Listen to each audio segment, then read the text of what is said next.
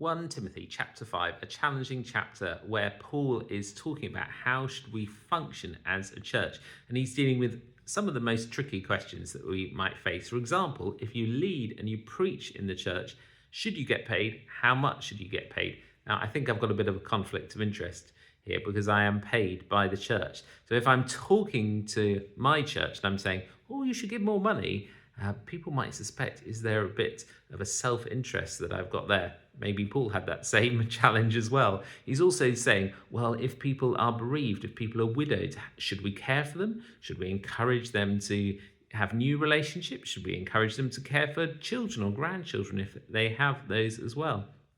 He also says, well, what about those who we know in the church who are obviously involved in sinning, in doing things that are really unhelpful for them and for others? What about those who are sinning but we don't know about them? Should we be a church that is trying to work those things out and deal with them?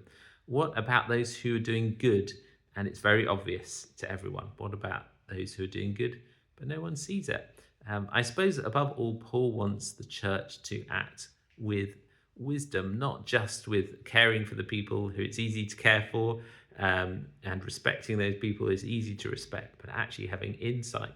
And I pray that we as a church here in London, in England, will have greater wisdom as to how to deal with these tricky issues, that those who serve the church will be appropriately paid, and that we will care, most especially for those who are in need. For your glory, Lord. Amen.